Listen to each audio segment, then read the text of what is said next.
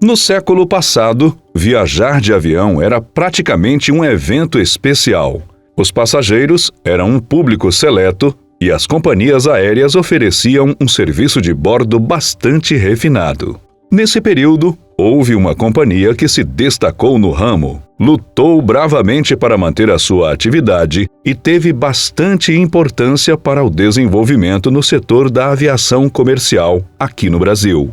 Viação Aérea São Paulo, ou simplesmente VASP, esteve em atividade entre 1933 e 2005. Porém, o cenário político da época, as falhas administrativas e as mudanças na sociedade fizeram com que ela não resistisse ao longo dos anos. A história e o que aconteceu com essa empresa é o que eu vou te contar no vídeo de hoje.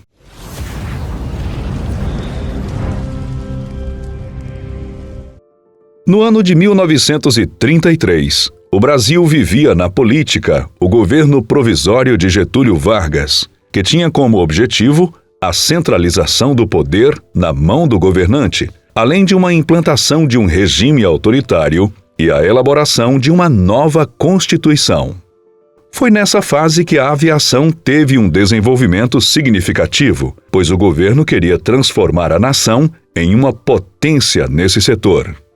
Foi com esse cenário que, em 4 de novembro de 1933, 72 empresários investiram seus capitais e criaram a Aviação Aérea São Paulo, que começou a operar 8 dias depois com os aviões ingleses bimotores Monospar, realizando a rota São Paulo a Rio Preto.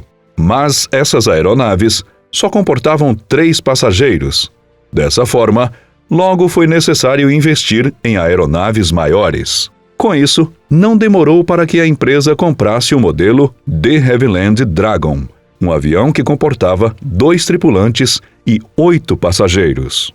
As fortes chuvas que afetaram o campo de Marte fizeram com que a companhia desse uma pausa em seus voos. Com a chegada de aeronaves maiores, as dificuldades logo começaram a surgir na VASP. Diante das dificuldades de locomoção e da situação financeira complicada, o governo do estado de São Paulo foi acionado e decidiu investir na empresa. Com isso, o estado de São Paulo investiu 21 milhões de cruzeiros na época e passou a ter posse de 91,6% das ações da companhia. Ao mesmo tempo, no Parque de Congonhas, em São Paulo, se iniciava a construção do aeroporto de Congonhas, que ficou conhecido como Campo da VASP. No ano de 1935, a companhia já tinha uma infraestrutura melhor, o que possibilitou a compra do Junker Ju-52, fabricado na Alemanha, e podia comportar 3 tripulantes e 17 passageiros, e foi o avião mais moderno da época. A boa fase abriu caminhos para a realização de voos com destino ao Sul e ao Rio de Janeiro. No ano seguinte, a companhia adquiriu mais 2 aeronaves do modelo Junker, ajudando a VASP se destacar ainda mais, realizando viagens regulares para a capital carioca. Passando para o ano de 1938, mais uma aeronave foi adquirida. Assim, cada vez mais, a VASP ampliava o seu campo de atuação no país. No entanto, no ano de 1939, se iniciava a Segunda Guerra Mundial, afetando de forma significativa o ramo da aviação. O cenário complicado impediu que companhias aéreas comprassem peças de reposição, já que a maioria era de origem alemã. Mas isso não fez com que a empresa parasse. Assim, a companhia passou a fabricar suas próprias peças e resistindo bravamente àquela dificuldade. Com o tempo, a iniciativa abriu uma nova possibilidade, que foi a exportação de peças aeronáuticas, e assim se tornaram referência nesse mercado. Após o período de guerra, a VASP realizou a compra de mais aeronaves. Dessa vez, adquirindo o Douglas DC-3, trazendo mais modernidade à sua frota. Essa aeronave comportava 28 passageiros, o que permitiu mais expansão, acrescentando às suas linhas voos para o norte e nordeste do Brasil. Chegava a década de 50. No Brasil estava em vigor o governo Juscelino Kubitschek, com uma política de desenvolvimento dando continuidade às ideias de Vargas. A essa altura, a VASP já estava consolidada como uma das maiores companhias aéreas do Brasil.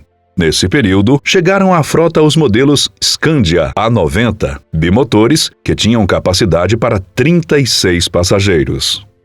Com o crescimento da empresa, foi inclusa na construção de Brasília uma pista para pousos e decolagens para receber os aviões da companhia. No ano de 1958, mais aeronaves foram adquiridas. Os modelos ingleses Vickers Viscount, que traziam modernidades, com a reprodução de músicas a bordo. Com as novas aeronaves, a VASP passou a realizar voos regulares para Brasília e a rota Rio de Janeiro a Manaus em um único dia, um roteiro inédito de voo. Já em 1962, a empresa investiu pesado quando realizou a compra do grupo Lloyd Aéreo Boliviano e da Transportes Aéreos Bandeirante, recebendo toda a frota de ambas as empresas. Em um salto de desenvolvimento, a VASP passou a atuar em mais de 72 cidades de 21 estados brasileiros. Assim, logo foi necessário adquirir novos aviões para atender a tantas demandas. Em 1969, a companhia adquiria seus primeiros Boeings, aumentando a capacidade para o transporte de passageiros. Com esse modelo, em 1976, a empresa já possuía a maior frota da América do Sul e se tornava a maior do mundo a operá-lo. Além disso, foi criada a Vaspex, que atuava no transporte de encomendas. Porém, a empresa buscava sempre mais e nos anos 80 chegava à sua frota o modelo Airbus A300, que tinha capacidade para 234 passageiros, dividido em duas classes. Nessa década, o Brasil vivia uma instabilidade política e econômica com a chegada de José Sarney à presidência. O país vivia alta inflação e o governo buscava o corte de gastos.